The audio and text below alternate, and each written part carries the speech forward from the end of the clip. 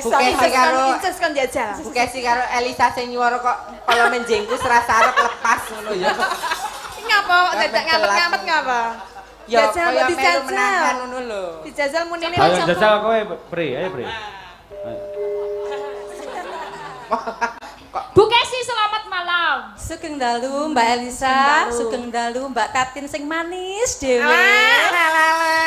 Terima kasih Bu Kesi. Sami-sami. Sugeng dalu Inces yang memuai. Terima kasih Bukesi. Memuai niku napa? Memuai ki mak kuwi ilang dhewe ngono kae iki. Ngono lho Mama. Memuai leder. Memuai ki suwe-suwe ilang iki. Ayo kan dekmu ilang, Pak. Dekmu ilang. Sok-sok. Ibu ngaturaken gunging panuwun katur Pak Marno yang sudah menimbali kita. Kemarin kita cerita banyak ya Bu bersama beliau. Gimana kesan-kesannya setelah berbincang-bincang dengan Pak Marno? Wah, luar biasa. Dulur-dulur Ngawi, Pak Marno menika salah satu profil yang luar biasa, aset bagi Kota Ngawi, khususipun wonten ing Kauman mriki. Saestu beliau adalah seorang yang sudah berpangkat tinggi dan menjadi orang yang nomor 1 di kabupaten. Itu namanya apa? Kapolres ya? Iya. Siapa tahu nanti putranya dari Bapak Sumarno itu menjadi orang nomor 1 di tingkat provinsi, yaitu Kapolda. Amin. Itu doa keluarga. Tapi jangan lupa Pak, nanti kalau sudah tambah rezeki, nanggap wayang malih nggih Pak Marno. Nah, niku saya penting Pak nggih. Saya penting niku Pak, sebab napa? Nanggap wayang menika sedekah ingkang luar biasa. Nyenengke atine para penonton sakmene mbueyan Pak. Kali para bakul-bakulan para parkir saestu. Nggih. Piye? Nyicil ayem menawi putranipun Bapak dados Kapolda. Nggih. Nek garukan aku aman. Pripun Mbak Tatin? Iki garuk. Pede lho. Sapa sing arek garuk wis do moh, nengke wae. Lho, binaan masyarakat kuwi mau lho jenenge tipiring tindak pidana ringan. Nek digaruk ning dinas sosial terus ditindak pidana ringan. Kok ngerti? Lah tahu kok. Lah kok iso ucul neh we? Pripun? Kok iso ucul neh? Bebas bersyarat. Iki Bu niki ngaturaken apa bawa tadi sekalian minangkani. Kalian ngaturaken gunging panuwun buat Pak Suprapto yang udah memberikan Tali J ase. ya itu ya. Tali ase. Tali ase. Loh Pak Prapto ini selalu sayang dengan duo sinden. Oh iya. Dari kita semua. Mbak Inces dapat buat Madangkara sebesar 10 juta rupiah. Wah, matur sembah nuwun Pak Prapto. Jangan lupa, Mbak Tatin juga dapat loh. Dapat apa? Dapat dari Pak Prapto tali ase. Mungkin tak caoskeun jenengan. Wah, siap. Matur Nggih. nuwun Pak Prapto. Mbak Apri nggih dapat loh Mbak Apri. Dapat apa? Celurit. Siapa tahu nanti Pak Prapto ada event di Jakarta lagi, ngundang 2 dalang ini Pak. Jenengan kan belum pernah ini Pak. Jangan kalah sama Pak Sumarno nggih Bapak Prapto. Iya. Silakan mau menembang apa? Ngaturaken kemarin request dari Bapak Parno itu Pangkur Semarangan ya Bu, duet. Nah, Ya nanti yang tembang romantis kan bisa mawar kuning. bisa Ah, iya, bisa. seperti iya. itu. Elisa, Ya. jangan terlalu lama di sana. Di sini harus kembali. Aku kedinginan ya. Kau udah kangen ya, tak tinggal bentar aja. Iya. Aku ingin nanti selesai wayangan kita berdua masuk kota ini. Bu niku lho Bu, ngapunten nggih. Mau. Pak saya niku. Lah sanjange kedinginan. Ora obion karo musik bareng. Diangeti cus mau lho. Anton Sami mawon kula kalih Hei, Elisa. Pak Hansip Satpol PP niki manggaro, Pak. Lah kula pun desim kok. Kowe mengganggu keindahan wayang kaya ngono kuwi lho. Lah kok mengganggu pripun kula niku perhatian kalian panjenengan. Kowe iki pembohongan publik kowe iki. Ayo, Pembohongan publik. Pembohongan publik. Lah kaos kaki ya. ayo, Aku tambah cilik ya lumayan. ayo Mbak Iso. Apri, Anget Lek sing Pani. penting anget sing penting anget. Ayo Lek Pani, ambungan Wis ora. tenan. Aja mau. Ayo Lek Bukesi Pani kok ngono to. dicium. Heh, Bukesi aja ngono Ben kuwi. mumpung banci ra apa-apa. Sing kon ngambungi Elisa apa Tatin ra apa-apa. Ya, ora iso. Iso iki Ora lho. iso. Entene Ayo. entene niki. Ayo. Ra apa-apa. Yo ra Pani. Kalih. Lho nyeblake milih ta. Alah bae karo banci ya seneng. Astagfirullahaladzim. Gak apa-apa, Mbak Apri. Bojo kula menika senajan to ning omah menika bojo, Nggih. rukuning teng mriki milih umum. Dadi dipertunjukkan wayang Lah, kaya wis tak aku kalian liarke. ora. Lah apa? Iya. Ra wani nyumi apa? Kula wedi lah jenggotku jek teng cringe. Kok ngastar luka. Urung juga ta iki mau, urung cukur. Urung. Ya ampun.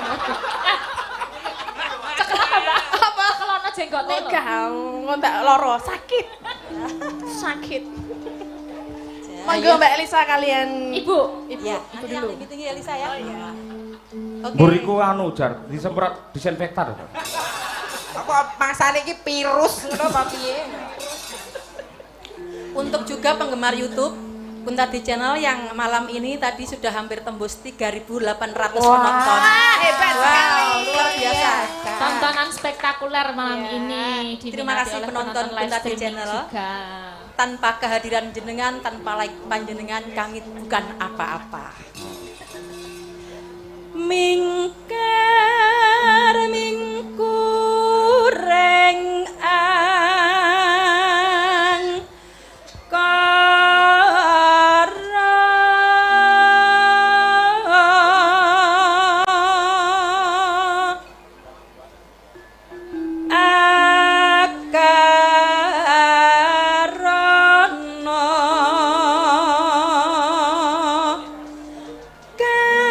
karenan marati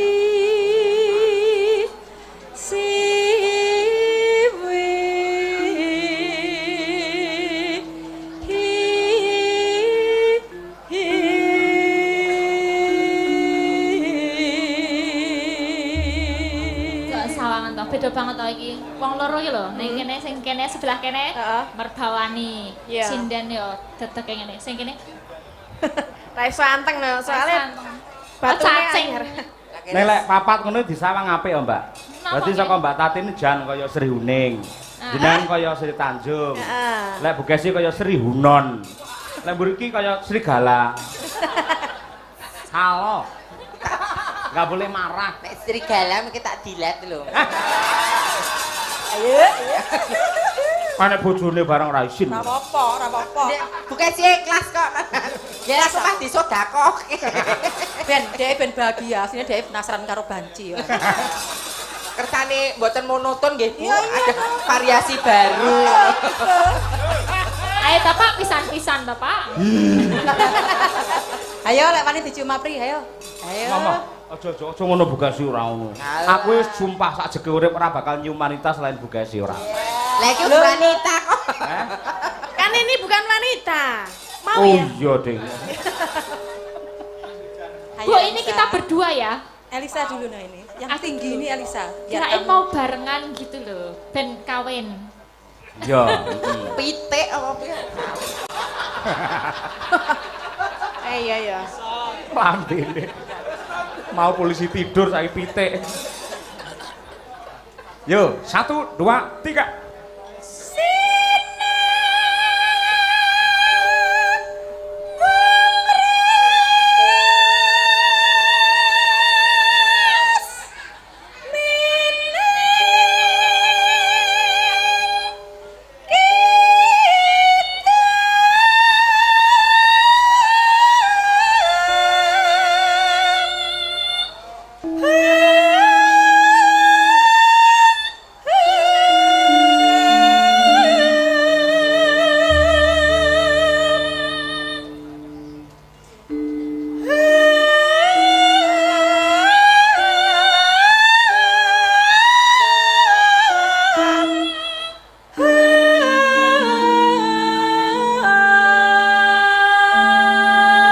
Luar biasa. Tepuk Luar tangan untuk biasa. Elisa. Terima kasih.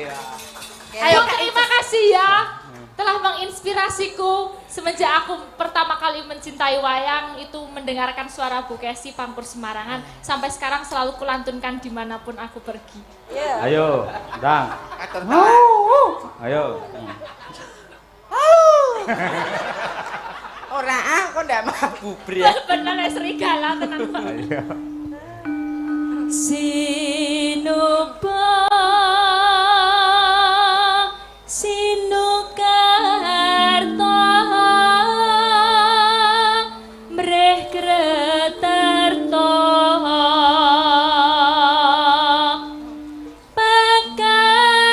Pakartine ilmu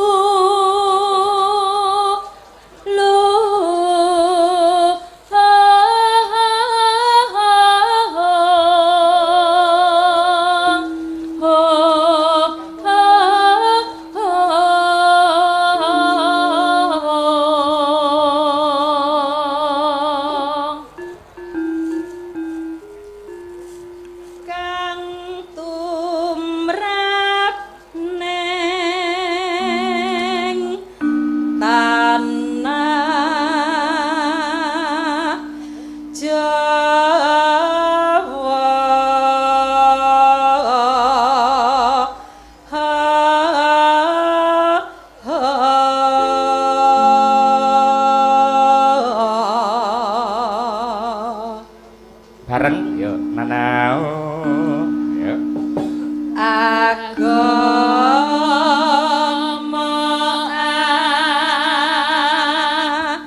agameng haji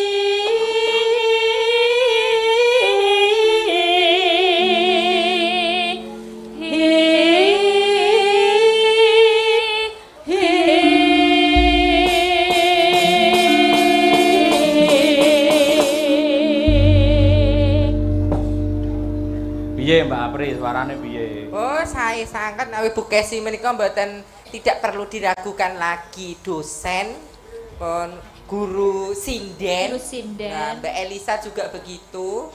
Sinaosa dalang calon S3. Nah, pertanyaannya siji. Apa? Sing Kulon Progo kuwi sapa ora? Ngapa? Kangkur Semarangan. Tolong ya, Mbak. Ora iso. Kan aku bekas copet.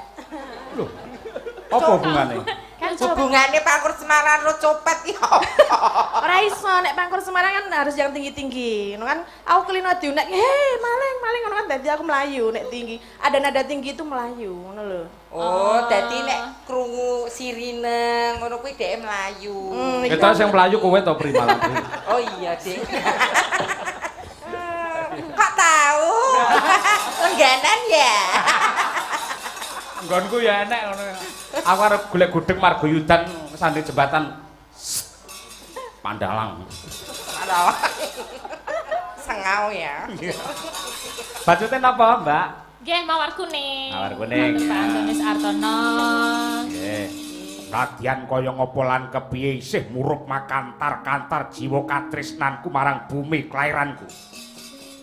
Cekak cukupe aku moh nyengkuyung Gatotkaca le dadi ratu.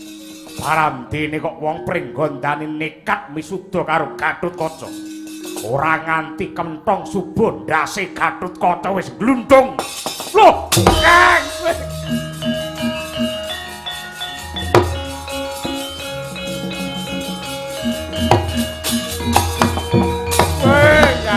Kowe iki piye to, Kang? Kowe iki elinga Kakang Brododenta.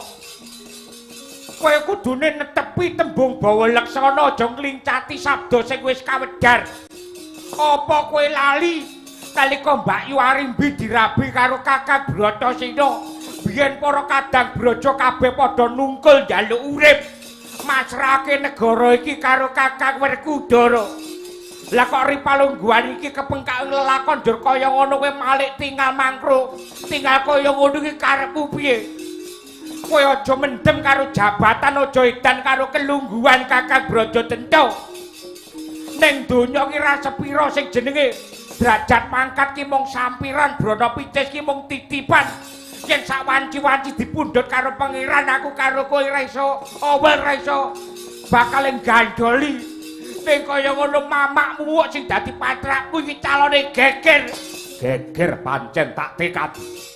Yen perlu aku mengko sing bakal gulung ana ing alun-alun. Janji Gatotkaca sing dadi ratu.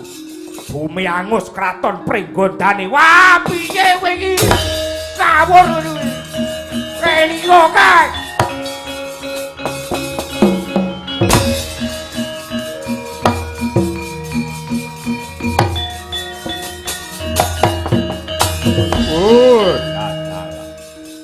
Sisan gawe Ripalungguhan iki ngibarate wong nyabrang wis kebloh. Ngibarate gunung tak unggane, ngibarate segara jero jajakane Gatotkaca. Yen pancen prawira yuda nandingi kridane Brajadenta gegemen negara Pringgondane.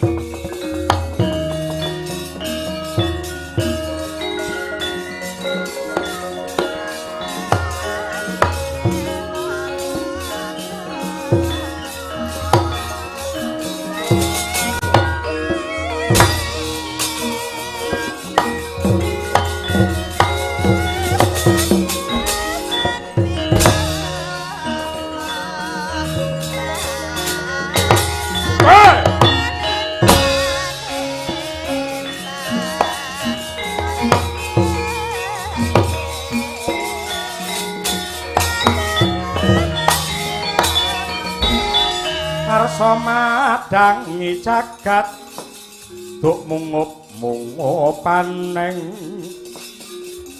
kapusak ing bukir marbabak bang sumirat keneng soroting surya mega lan gunung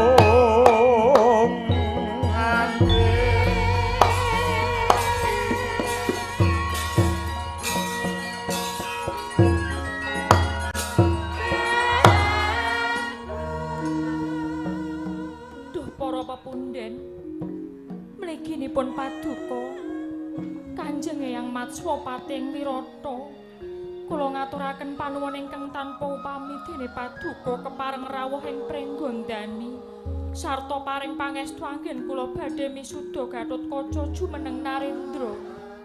Duh Kanjeng Eyang Wirata jernyatanipun paduka ratuning para ratu sesepuhing para Narendra. Monggo kula aturi murba wasesa wisudanipun ingkang wayah pun teduka. Matswapati kakekku, para sesepuh, Sentana lan kawula wis nunggal swara nyangkuyung Gatot dadi ratu. Mara kageh pratitresna upacara wisudan iki. Oh, iya Ngger, iya. Mesti wae pun Eyang bakal jumurung.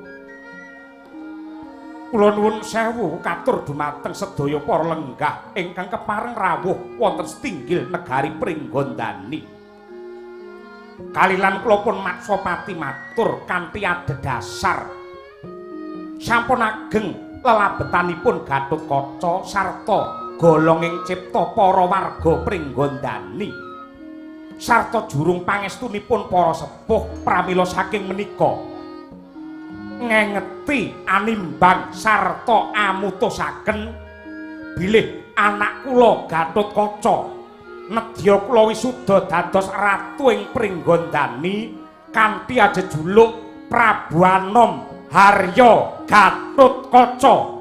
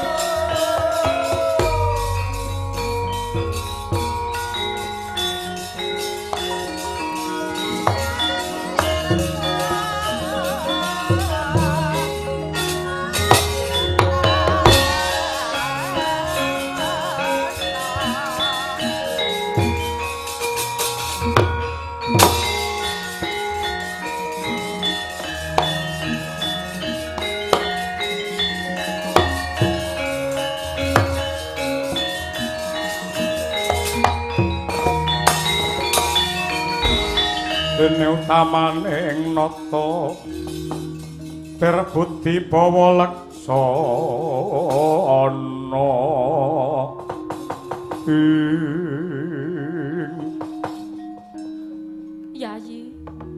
Yayi kala Bendana katon sumengko anggonmu munggah Sitinggil ana apa, Di?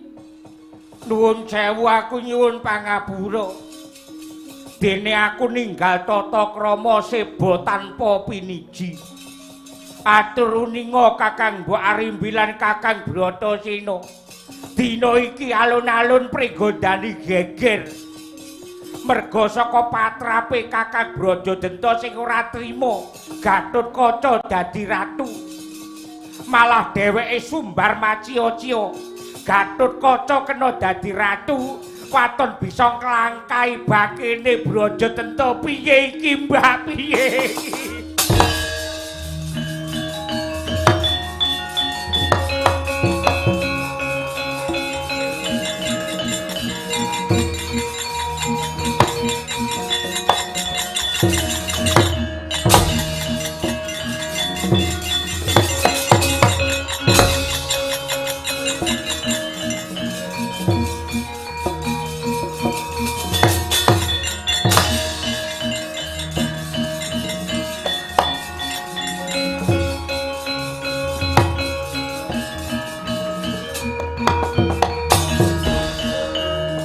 Werkudara, karepmu ki piye?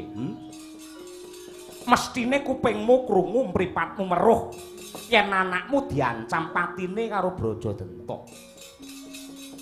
Lan sawangen kabeh para lenggah padha miyos klebu garwamu Arimbi wis cincing neng alun-alun. Lah kok kowe malah mung meneng jegrek kaya Tuguwaja ki karepmu piye? Bah, aku wegah melu cawe-cawe. Iki perkarane wong Pringgondani dudu perkarane Werkudara. Loh, Gatotkaca kuwi lak anakmu.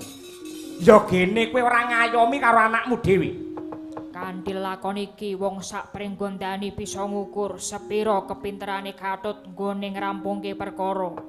Yen pancen Gatut bisa ngrampungi perkara tegese wis trep yen dadi ratu. Nanging yen Gatut ora bisa ngudari lelakon iki, tegese Gatut pancen durung pecus dadi pengayoman. Lah terus saiki ditonton wae. Wong gerang-gerang rasah melu-melu.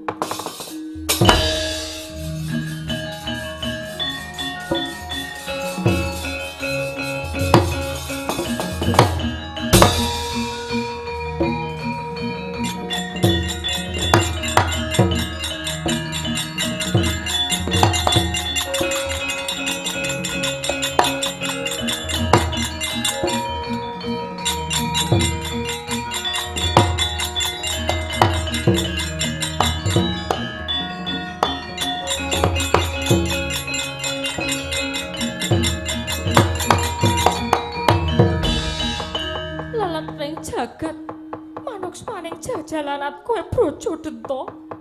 Raupa banyu sing wening.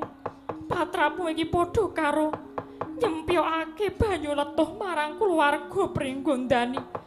Ing atase Pringgondani lagi duwe gawe gedhe.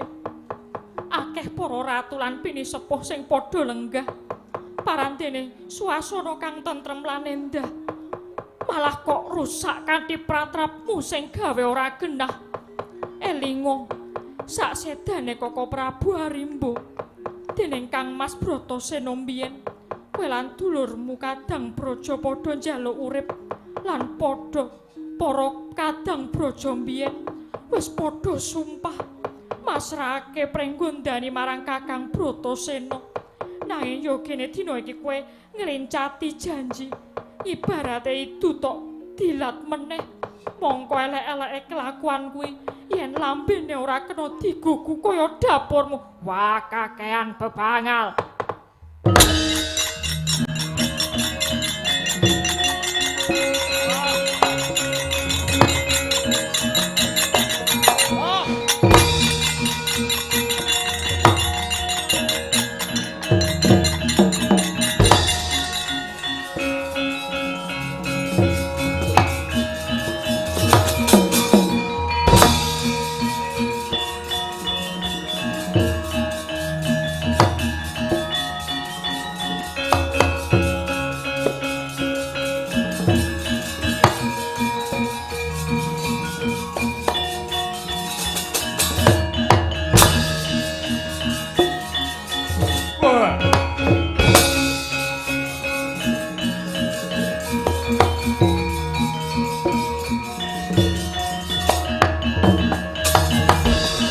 Caritane satriya linuwe kang ngarti mring kautaman.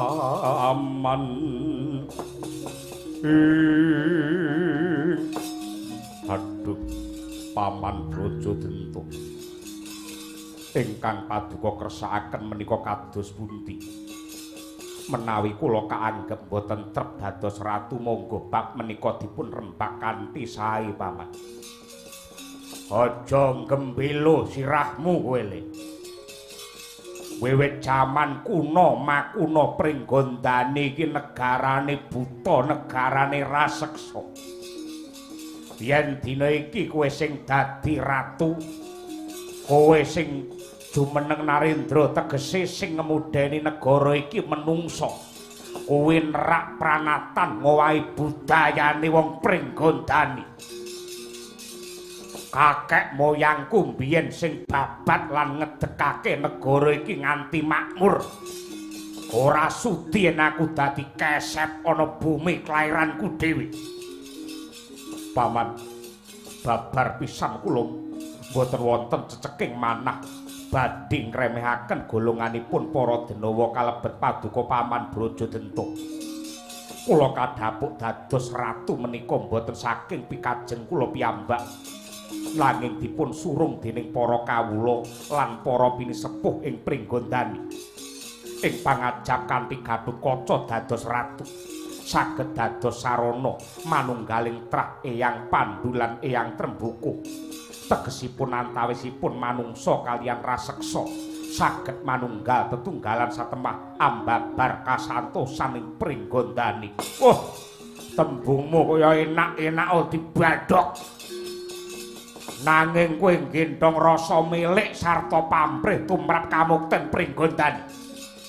Neng ngarep kaya apik-apika menungsa lan buta manunggal dadi santosa, nanging gumantine wektu gumingsire mangsa tan murunga golongan buta mung dadi gedibale menungsa. Aku tetep ora bisa nampa. Duh Kanjeng Paman, negari Pringgondani menika dumados saking pulo-pulo bebanjaran lan nadyan benten golongan suku adat agama tartamtu badhe nyembuh dumateng kukuh bakuh menawi lelambaran raos panunggal. Ora bakal iso manunggal tetep beda lan ora bakal iso rukun menungsa karo buta. Tumrap bentening pamanggih menika mujudaken kanugrahan saking pangeran. Waton bentening pamanggih boten ngobak-obak kalian katentreman. Yen beda nganti kapan wae tetep ora bisa tentrem. Bentening pamanggih boten saged tentrem menika boten dados sebab waton ingkang dipun tuju menika sami nenggih kangge kajayan lan kamulyaning Pringgondani. Waton sedaya para kawula lan sentana anggadhahe niat suci tartamtu badhe ambabar dumateng Basuki. Pringgondani bisa tentrem lan mulya yen ditumbali patine Ratu Tugelan, bapake menungsa, mboke buta, ya diapurmu kowe.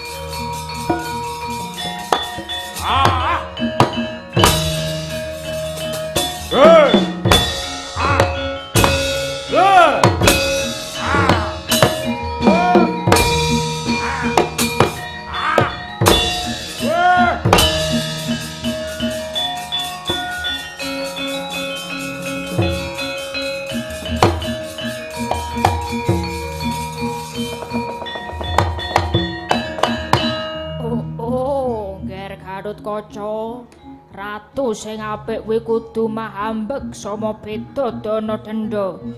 Sing tegese nadyan wong liya nanging yen sugih lelabuhan kudu pinaringan nugra. Kosok baline Nadyan kuwi kulit daging, yen perlu pepunden yen pancen nyebar kamurkan kudu dipatrapi pidana. Bebasan rawe-rawe rantas, malang-malang putung, sing jejeg katekmu, aku pamanmu Brajamusti sing bakal sabiyantu.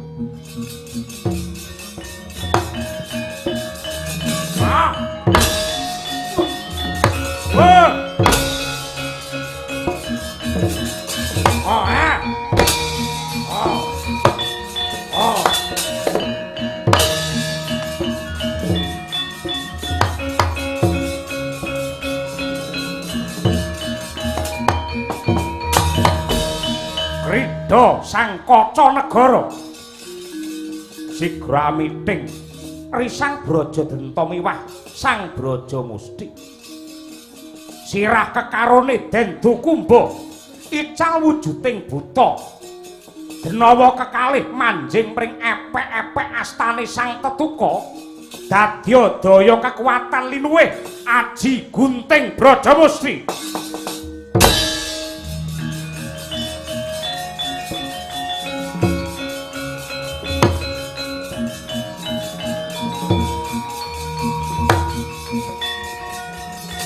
Wah! Wah!